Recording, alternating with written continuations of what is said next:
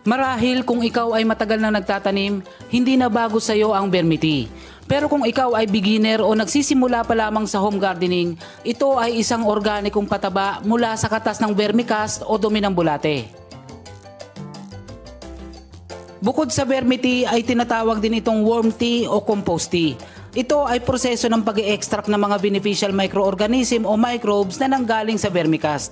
Sa pamamagitan ng pagsasagawa nito ay napapadami ang mga microbes na nakukuha sa vermicast mula 100 hanggang 500 beses. Ang vermity ay ginagamit natin sa halaman upang makatulong na maagapan ang pagdami ng mga insekto kagaya ng aphids, langgam at mga kulisap. Bukod pa dito ay naibibigay natin sa halaman ang mga nutrisyon na nanggaling sa vermicast. At ang mga microbes naman ang tutulong upang maprotektahan ng halaman laban sa iba pang sakit at ang mabilis na pagpapabulok ng mga organikong bagay sa lupa. Paano ba ang proseso ng vermity? Maghanda ng 10 litro ng tubig sa balde o container. Ang tubig na gagamitin natin ay dapat walang chlorine. Maaari kayong gumamit ng tubig na nanggaling sa poso o kaya ay tubig ulan. Ngunit kung wala ito ay pwedeng gumamit ng tubig na nanggaling sa gripo pero palipasin muna ang 24 oras bago ito gamitin. Buhusan ng 350 ml ng molasses. Kung wala kayong molasses ay gumamit ng 350 grams ng asukal na brown.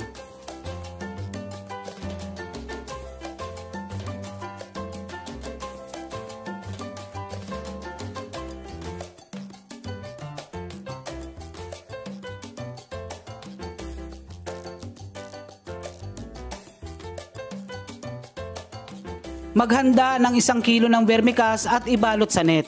Pwede kayong gumamit ng lumang damit, tela, stockings at iba pa.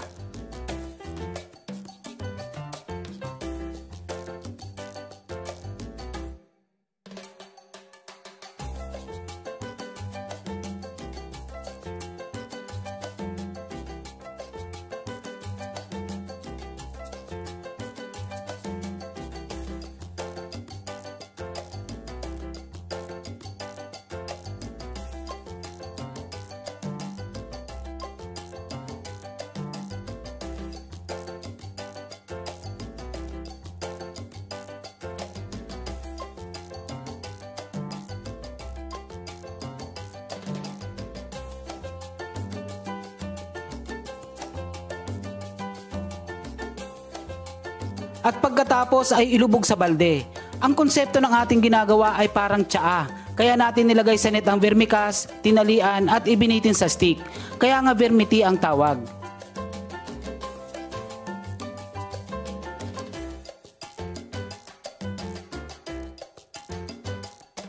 Gumamit ng aerator o ito yung ginagamit sa aquarium upang magkaroon ng oxygen ang ating vermity at upang mabuhay ang mga microbes na nasa vermicast. Kung sakali na wala kayong aerator ay pwede itong mano-manong haluin. Gawin ito kada 4 na oras.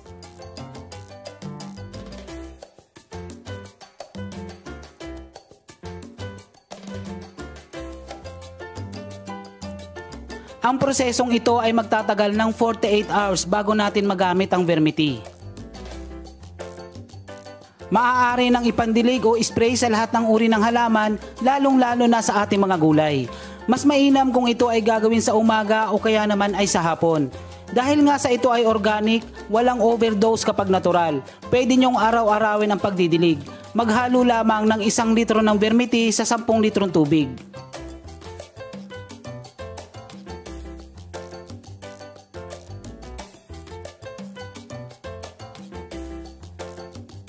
Kung sakali naman na gusto nyo lang magdilig ng 2 o 3 beses sa isang linggo, ang ratio po nito ay 1:1. Ibig sabihin kung gaano kadami ang tubig ay tumbasan ito ng dami ng vermity. Nawa ay nakapagbahagi ako sa inyo ng mga mumunting kaalaman sa paggamit ng mga natural na pataba para sa mas ligtas na pagugulayan sa bahay. Ito po si Kuya Don at maraming salamat muli sa iyong panonood.